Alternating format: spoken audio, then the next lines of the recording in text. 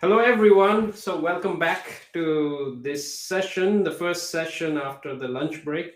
And we have a wonderful panel with some very experienced speakers on to be speaking about the topic building a culture of change. So, we know how much it is important a culture, an organization's culture in the pharmaceutical industry, in the PPM environment, and like Peter Drucker famously said, culture eats strategy for breakfast. So, and Hofstede defined culture as the software of the mind. So, let me introduce you the panel. So, we have Eric Toller. He's director of late oncology project management and global portfolio and project management for AstraZeneca. So he's an experienced global project manager at AstraZeneca, leading cross-functional drug development teams in late-stage oncology. I would be briefly presenting the other speakers. So Brooke Dapolito, whom you saw just a few minutes back in the earlier session. So Brooke is associate director at Delcat Systems, and you also know Jennifer Christensen, whom you had the pleasure to see just before. So she's the vice president of strategic initiatives at AbbVie. So with this, we'll go straight to the next to the panel, and we have some prepared questions. And feel free to ask your questions in the chat section so that I'll be able to pick up those questions at the end of the end of the prepared questions. So with this, the first question, the choice of impactful change agents is necessary to build a culture of change. The best change agents manage to create a sustainable support network and involve key users of all business processes. So, what selection criteria do you use to choose change agents in your organization? Shall we start with Brooke? Sure. Yeah. Thank you, Mithun.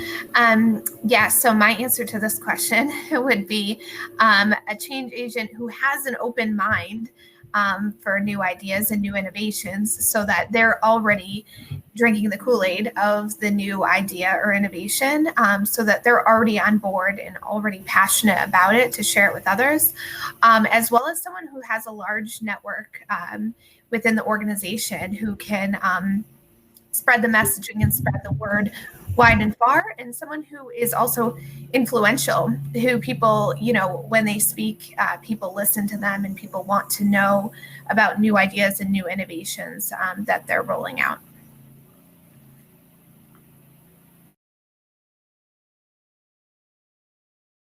Thank you. Eric, would you like to continue on that? Well, I think Brooke said it very well, so I probably can't add so much to it. I think maybe just a little bit to say that in looking for change agents, you're looking to continue what a lot of people call the spine, and that these people need to be able to reach out and sort of be the ambassadors of the sponsors, all the way down the sponsorship spine, so that they can be the cheerleaders and also sometimes the experts behind the change, so that it doesn't get lost, so you don't break the spine and just lose the inertia. So you're looking for those perhaps attributes in addition to the things that Brooke mentioned. Thank you. And Jennifer, if you want to add to this. I have little to add. They both said it extremely well.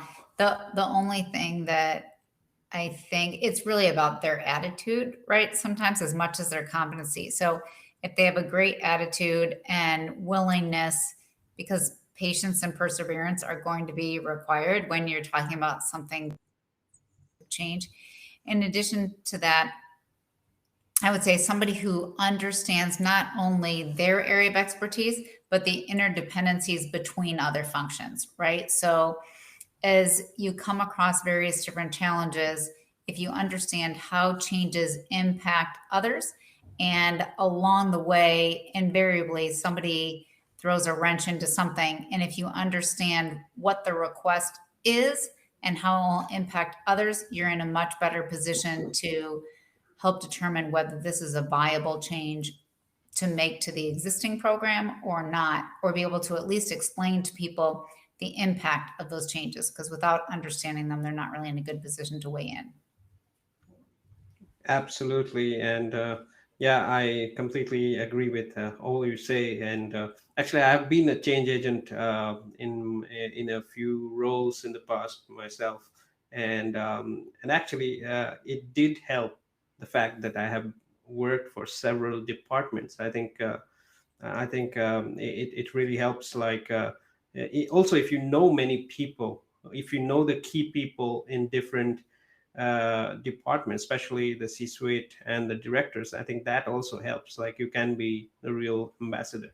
So let's go to the next question. Tell us about 5 must-dos every organization should consider to avoid culture conflicts in the change process.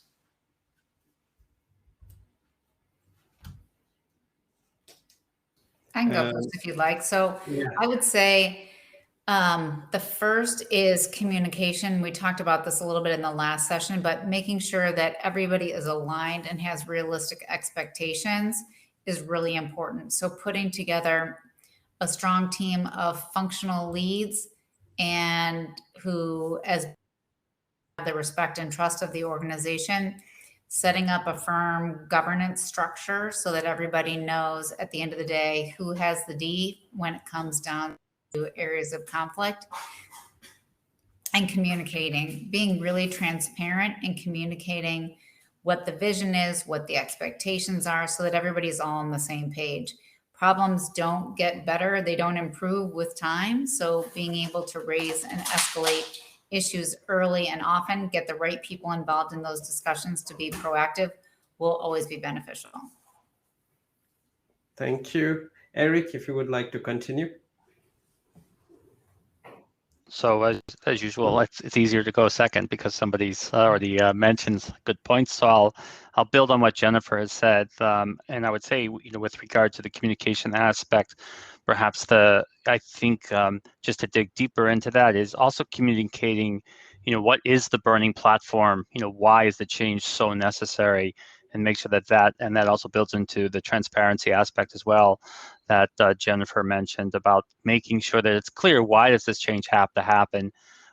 There's always going to be the cultural resistant and just the resistors in general, but at least that will appeal to some of those people that might otherwise resist if they didn't know why the change was.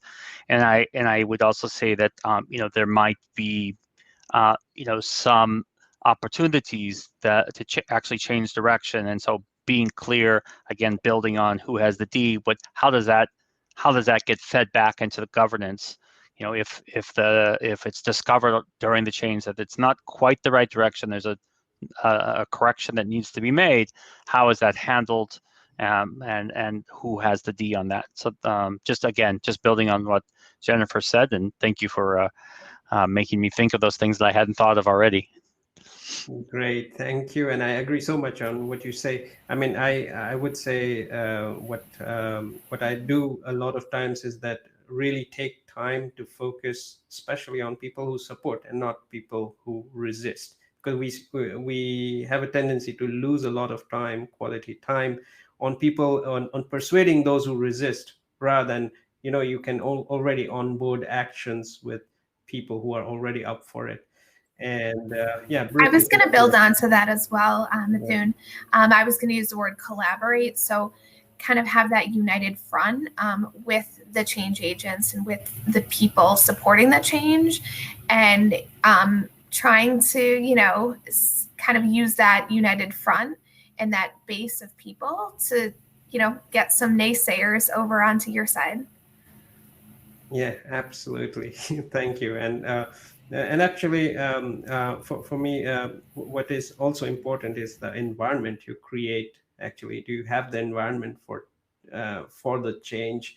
Because you can for a successful change, you can either change the behaviors of the people or change the environment of the people.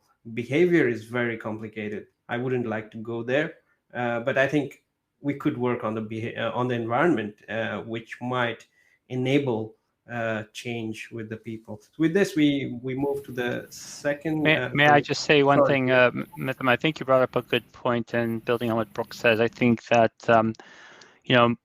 most people don't show up to work saying, I'm just going to be a stick in the mud and be a resistor, and so I think sometimes it is, as Brooke and Jennifer and you have already mentioned, that it's building, on relationships you already have or relationships you don't have, and helping the people that you're influencing understand how important they are to the successful implementation of the change. And I think that resonates with almost everyone. If they realize that they're important to the change and that their contribution is necessary, then it does help. Not always, but most often people want to be appreciated and feel important.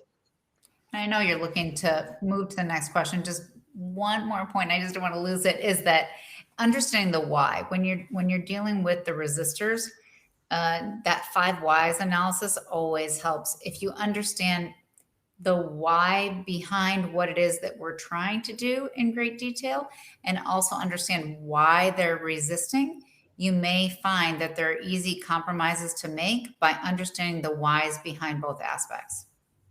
Excellent. Yeah, absolutely. Yep. I was just about to say, if you can communicate the value, so tying the value proposition into the whys.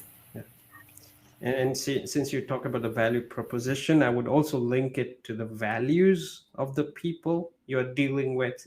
So one of my favorite speakers, Dr. John DeMartini, he says that we always have a set of values. They're very unique.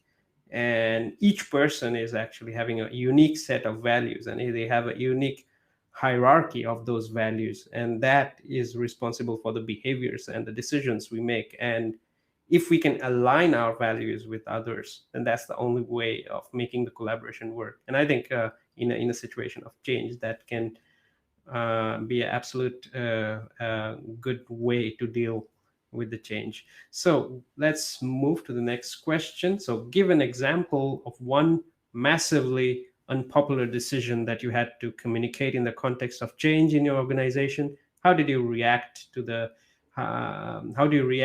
standard, this is how we do things, in response to a request for change?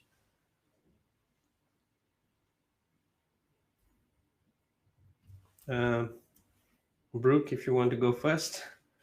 Sure. Yeah. So I'm actually relatively new to my organization, and before me, they didn't have a project manager or a project management office. And so just having the change of the project manager and the timelines and the accountabilities on the tasks that the team has been completing has been a change and a culture shift in and of itself. And so I think what I've been relying on the most is the support and endorsement from my leadership team, so that, everyone can understand and realize, the value of my role and what the leadership sees, and why we need me in this role. And so that's kind of a big culture shift, right? From kind of going from no project management and all the way to having a project manager overseeing all of the activities. So like I said, having that support and endorsement, I think, has been key for me. Well, I'm hoping, Brooke, that as you move through the progress, once people see actually reap the benefits of all the hard work that you're doing, they'll want more, to the point where you'll be so busy with requests that it'll be hard to believe at any one point that they didn't have the organization that you bring. Definitely. Thank you. That's my hope as well. So my example is probably even more unpopular than Brooke trying to keep people accountable for things that they don't necessarily want to be accountable for. So as part of acquisitions, it's really important that we bring in talent from both companies, both the acquirer and the acquiree. And so in a semi-recent transaction that I was leading, one of the most unpopular decisions I made was we were going to design the end state organizational structure. So after the company was completely integrated, what was it going to look like? So we created all of the boxes for what the organizational structure would look like with the roles and the descriptions, but we didn't put names in the boxes. We just designed what the organization would look like. And then we created slates for every role, unless there was a position that really had to be a single person, in which case we put them in the role. But in many cases, there were multiple options of key talent that could fill roles. And you would think that that would be a good thing, right? Because they could be considered for multiple roles. But the problem was that people who were incumbents in those roles were extremely upset about having to sort of interview for a job that they already had. And at the end of the day, it worked out really well, but you can imagine that was pretty unpopular. So putting the right people in the right roles at the right time helps the organization to progress. And it gave people who did not retain their current position opportunities both inside and outside of the organization to find positions that were better fits for them. Now, we did do that. So in cases where people weren't slated or selected, we also tried to slate them for a number of other roles. And in addition to that, for people who ended up exiting the organization because there just wasn't a role that fit, and so as part of Synergies, we did work really hard to try to help network within our own networks to find people roles that would be really good fits for them. So at the end of the day, I think most people, not all, but most people felt like we did the right thing to set up a best-in-class organization and to put them in roles that would be best for them. But it was challenging along the way. Thank you. Eric, if you would like to add something to this. I was so busy listening. I think I lost the actual question. There's a lot of good things. Can you just recenter me on the question itself? Yes, Because I think give an example of one massively unpopular decision that you had to communicate in the context of change, and how do you react to the saying, this is how we do things? Okay. So I was working for a major pharmaceutical company in the past that had a new senior level person who decided, based, I guess, on some input from one of the consulting groups, that what had been a centralized project management group years in the making, long before I joined, that it should be broken up and disbanded, and split into individual PM groups that report up to the therapeutic areas. So that was wildly unpopular because a number of key roles, including the one that I was holding at the time, were eliminated. So that there was of course, a possibility to apply, I think, as Jennifer had just alluded to in her example, new roles that were created, but no guarantees, and certainly they weren't the same as before.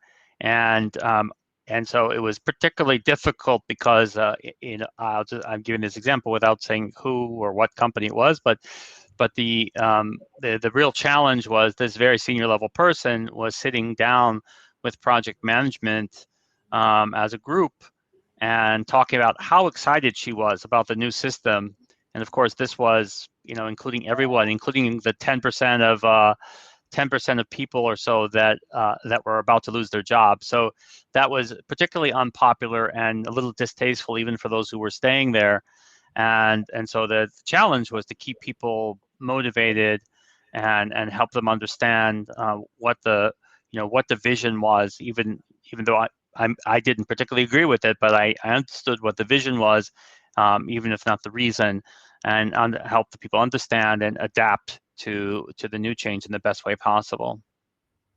Thank you. And I also had a similar experience, but I was a global change agent on a medical devices initiative, and for me, the unpopular news to announce was like, I had got the funding. There was this big boot camp, and the sponsor was giving the introductory speech. And actually, he uses one word like, I want you to change, but I will still do the things that I've done in the same old way. And for me, that was like a really, really difficult idea to work with the whole team on the change, when especially the person who was the main sponsor behind this whole initiative, was himself not going to follow the change and give the others an example. So I did struggle with it. So let's move to the next question. Feel the fear and do it anyway. What major fears did you face when you last embraced the unexpected to drive change? Eric, this time if you want to start. Here did I experience the last time to drive a change? So this was a different company, and I was asked to spearhead a change in the way we handled our interaction with the EU health authorities, given the new regulations about the centralized depository and stuff. And so I guess my big fear was I'm not a regulatory expert, and so it was a bit of a fear going in and trying to understand what was the change itself. I think I understood the basic idea, but certainly not the details and the needs or the timeline. So I think that was my biggest fear, trying to understand that change. I had a similar experience, same company. It ended up to be a good experience in the end, not just assembling the right team and getting the right sponsorship and such was a manufacturing facility in Europe had to change from purifying biologics that were from natural sources for blood to biologics that were recombinant in nature, which has different regulatory needs. And again, this was by and large an engineering feat, but the head of project management said, well, it's a project, so you can do it. And so the same thing was, again, sort of the details behind this were by and large engineering and regulatory. And so there was a certain trepidation on my part, but I certainly enjoyed the challenge, and the company was successful in implementing the refit of the facility. So those were a couple examples, and I guess they both fall into the category of, overseeing something that you're not really familiar with, inherently because of your day-to-day or, life experience. Great, thank you. And Jennifer, if you want to add to this. Sure. I'm going to go back to a previous role where our executive came to me and said, we would like you to go run our global distribution centers, new product introductions through our global distribution centers. And my response was, I haven't even been in a distribution center in 10 years. So are you sure you want me to do this? But this was at a prior company and in the technology space, and I'm in healthcare now, but I used to be in technology.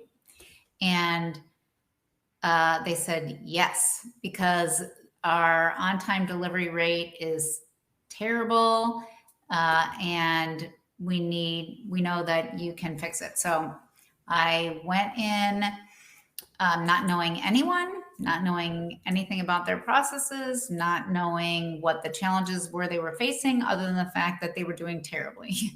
And so, walking in, being a woman in technology, with, all men who I didn't know, was a little bit unnerving, and not sure, were they going to listen to me? Were they, how were we going to get? Ultimately, we went from a 19% to an 86% on-time delivery rate within a 10-month period. So, we were able to make a lot of really rapid changes, but I knew going in out of the gate, if I don't build trust in the first 5 minutes with people as fast as I can, it's going to be a real problem. So my focus then was, how am I as fast as possible going to build trust so that I can get to those whys and understand what's actually happening here so that we can fix things as quickly as possible. Thank you. Great. Fantastic ideas. Brooke, if you want to continue on that. Sure, yeah. And just speaking generically, I think with any change, personally, professionally, in any context, I think there's that innate fear of failure. But I like the quote that you used, feel the fear and do it anyways. I think it's just overcoming your own obstacles and your own fears before really driving that change. So, but change is inevitable in life, right? So we need to kind of, work with ourselves internally as well as our team members and their fears of change as well, to overcome that.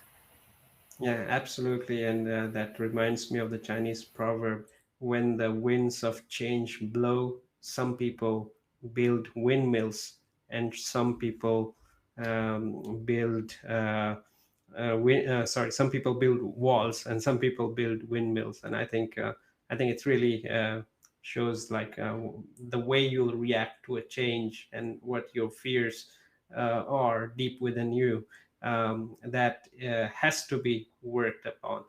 So let's have one last question. Um, Organizational change embed interesting strengths you can build your change on. For example, an orientation towards quality that may help, or an ability to manage conflict directly. So, how do you leverage such culture based behaviors to manage your change? I think it's important to lean in on your company values here. So really tying in your change to your corporate values, I think is key in order to really drive the change forward and try to get everyone or get most people on board as you can. But I think that would be, to me, a starting point is really making sure your changes are aligned with the values of the organization. Thank you. Eric, if you want to continue. I think I would very much agree with what Brooke said.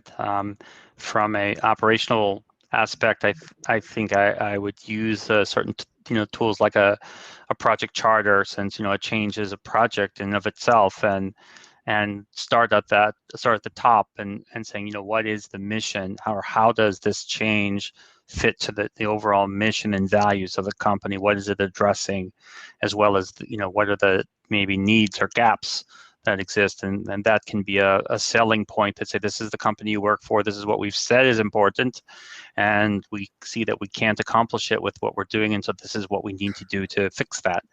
And again, just going back to some of the questions you asked earlier, I think that sort of helps to sell people, and because you have to do a little bit of a sale sometimes as a change agent, and get people on board, and it'll just be much easier if you can do that.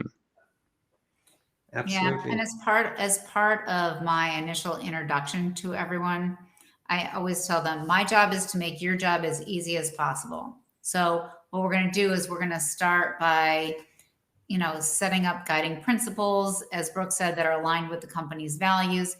And if you can start by being the draftsman, the other thing I tell my team is it's easier to be an editor than a writer. So if I can start by putting as much on paper as possible and then letting the team know we all own this. So I put something on paper, let's all work together now to have it be the best it can be. Then we all sign off on it.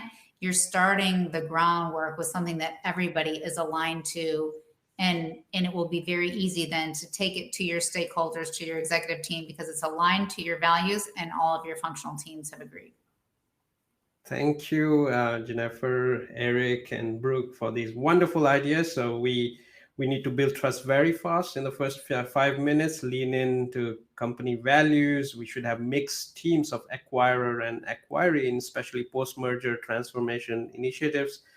And sometimes it's good to be an editor, and sometimes it's good to be a writer, and you need to switch between the two. So really like all these ideas, and we are right on time. So I would like to thank all of you, and we'll get backstage and I'll come back with the next speaker in a minute. So stay tuned.